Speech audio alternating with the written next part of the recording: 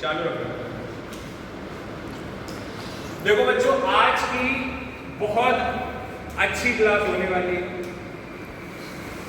Real number chapter का एक बहुत ही इंपॉर्टेंट क्वेश्चन जो यूपी बोर्ड, सीबीएसई बोर्ड, दोनों बोर्ड्स के लिए बहुत इंपॉर्टेंट क्वेश्चन है। Prove that √3 is an irrational number.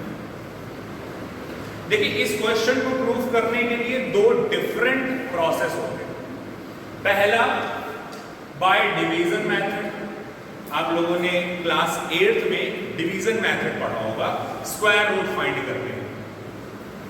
उसके थ्रू भी हम लोग इसकी डिविजिबिलिटी फाइंड करते जाएंगे और वहां पर हमको एक non terminating, non recurring decimal number मिलेगी जो रिपीट नहीं करेगा। डेसिमल के बाद जितने भी नंबर्स आते जाएंगे जो जिनकी रेपिटेशन नहीं होती हुई दिखाई पड़ेगी, तो इस तरीके से हम कहेंगे कि हाँ, √3 जो है वो एक इरैशनल नंबर है। लेकिन क्लास 10th के लिए हमको वो डिवीजन मेथड नहीं अप्लाई करना है, हमको अप्लाई करना है कॉन्ट्रडिक्शन मेथड। अब आप लोग सोच रहे होंगे कि ये कॉन्ट्रडिक्शन मेथड क्या है, ये क्या है कॉन्ट्रडिक्शन मेथड? तो बेटा, कॉन्ट्रडिक्शन मेथड एक टाइप से हम कहें तो एक थ्योरिकल मेथड है कि जिसमें हम लोग क्या करते हैं कि जो भी स्टेटमेंट हमको प्रूफ करना होता है उसका ऑपोजिट स्टेटमेंट हम एज्यूम करते हैं। जैसे यहां पर प्रूफ करना है कि √3 इज एन इरैशनल नंबर, तो हम एज्यूम करेंगे कि √3 इज अ रैशनल नंबर और फिर हम कुछ फैक्ट के थ्रू अपने ही एजम्पशन को कॉन्ट्रडिक्ट करेंगे। और जब हम उसे कॉन्ट्रडिक्ट करेंगे, कॉन्ट्रडिक्ट मीन्स समझते हो what is the meaning of contradiction? Contradiction का मतलब ये है कि उसको तोड़ देना, जो आपने एज्यूम किया है उसे किसी तरीके से गलत साबित करना। तो आपको गलत साबित करना, ओके? और सारे एविडेंस के साथ कि देखो भाई, मुझसे गलती हो गई, अब मैंने जो ये एज्यूम किया था वो मैंने गलत एज्यूम कर लिया था, क्योंकि फैक्ट तो ये बोल रहे हैं कि ये रैशनल नंबर नहीं। ठीक, तो देखिए क्वेश्चन की शुरुआत कहां से होगी। तो हम इसे कॉन्ट्रडिक्शन मेथड से सॉल्व करने वाले हैं। क्वेश्चन है prove that √3 is an irrational number, और हम क्वेश्चन की शुरुआत करेंगे कि let's consider that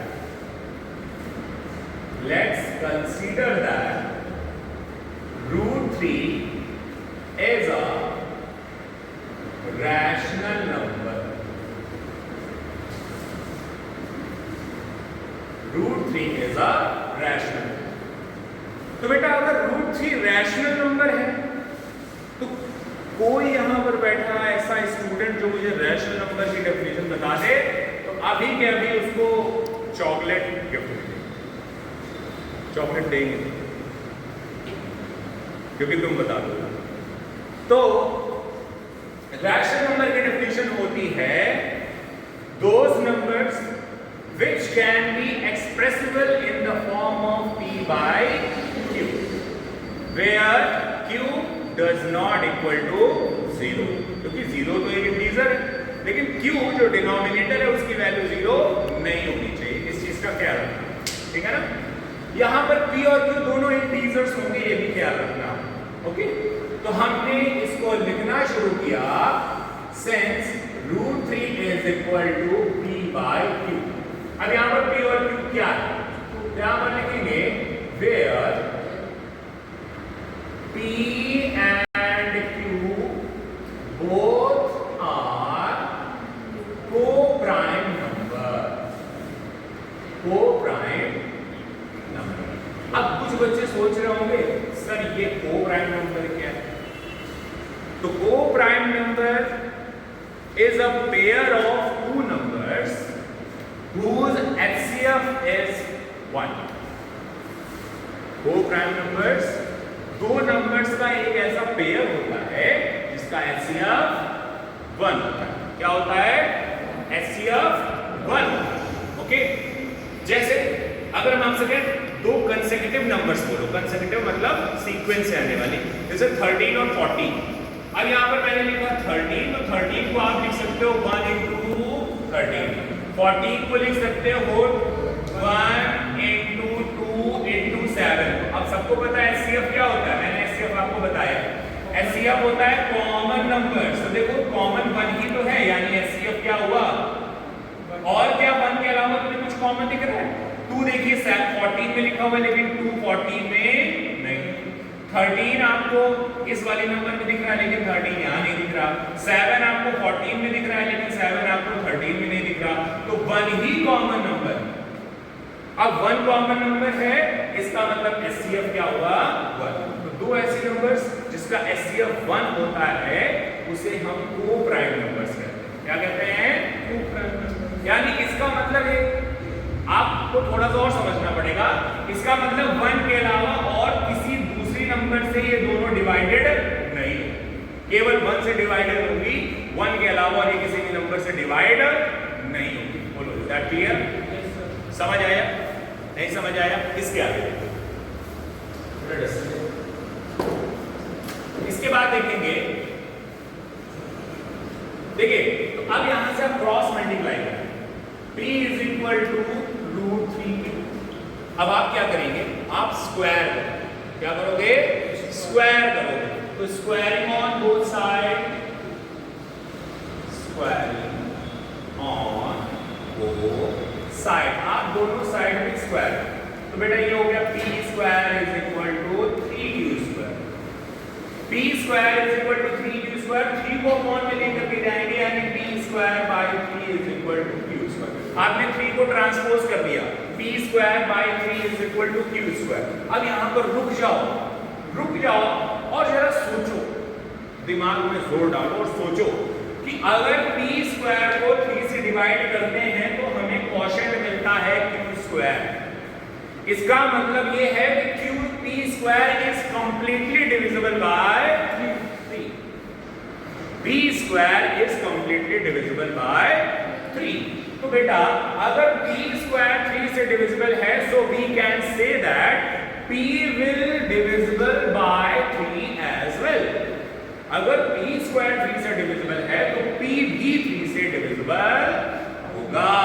is that clear? तो आप यहां पर लिखेंगे कि p square is divisible by 3, so p will be divisible by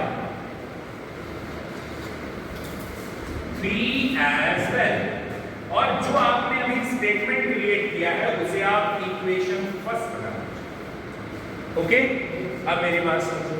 देखो बेटा यहां पर जो कुछ भी लिखा हुआ है कि p स्क्वायर को 3 से डिवाइड करते हैं तो q स्क्वायर मिलता है, लेकिन क्या p को 3 से डिवाइड करेंगे तो क्या q मिलेगा?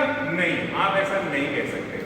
तो अगर आप ऐसा नहीं कह सकते तो इसका मतलब यह है कि आपको कुछ ना कुछ तो मानना पड़ेगा ना दोबारा से, कि भाई अगर p को 3 से डिवाइड करते हैं तो कंसीडर कर लिया कि r आता है, वेयर r इज रैशनल। भाई r एक रैशनल नंबर है कि कुछ ना कुछ तो क्वोशिएंट आएगा ना, जो यूज हो रहा है यूज्ड एज क्वोशिएंट। ओके, अब बेटा ध्यान से समझो, यहां पर भी क्रॉस मल्टीप्लाई कराइए, p is equal to 3r square again, इसे भी आप स्क्वायरिंग आगे आपने स्क्वायर किया इसका, तो ये हुआ p square is equal to 9r square. अब रुको, फिर से थोड़ा सा पॉज लो और यहां देखिए p स्क्वायर की वैल्यू क्या है, 3q स्क्वायर। तो उसे आप सब्स्टिट्यूट कर देंगे, तो लिखिए substituting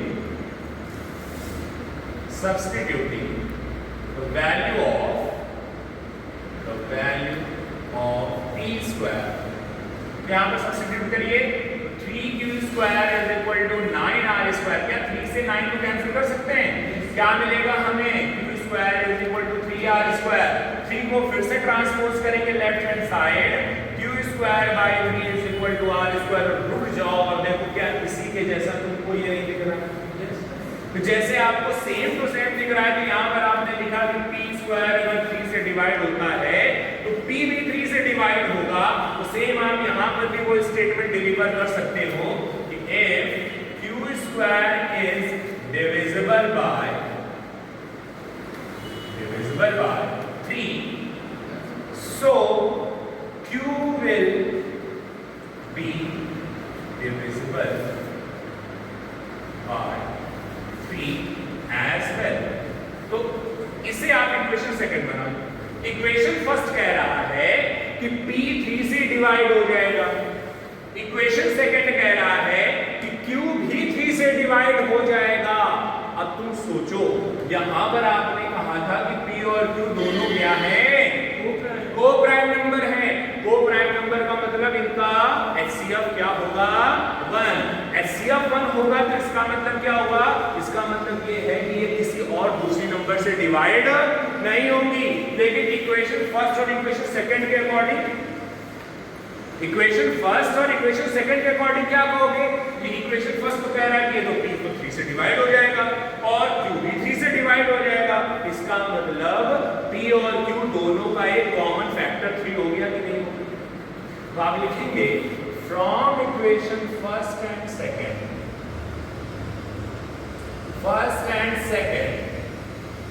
it is showing that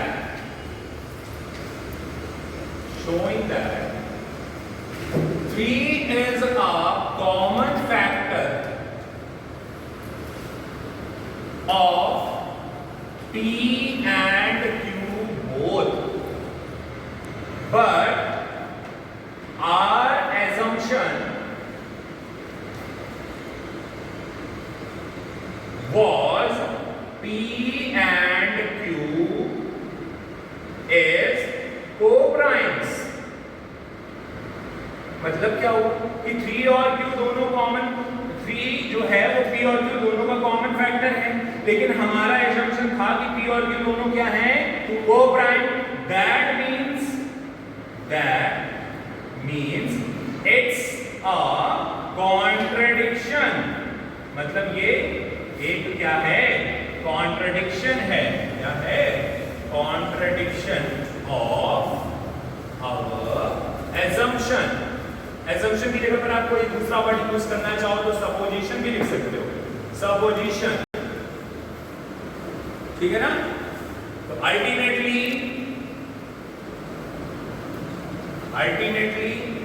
our supposition is wrong. देखिए आपने फैक्ट के थ्रू, ये दो फैक्ट के थ्रू आपने प्रूफ कर दिया कि हमारा एजम्पशन क्या है? रॉन्ग है. और अगर हमारा एजम्पशन रॉन्ग है इसका मतलब क्या हुआ कि जो क्वेश्चन की स्टेटमेंट है वो क्या हो गई? सही हो गई. हमारा एजम्पशन रॉन्ग तो कोई ना कोई स्टेटमेंट तो सही होगा. इसका मतलब जो क्वेश्चन का स्टेटमेंट है वो क्या हो गया? सही हो गया. तो आप लिखेंगे therefore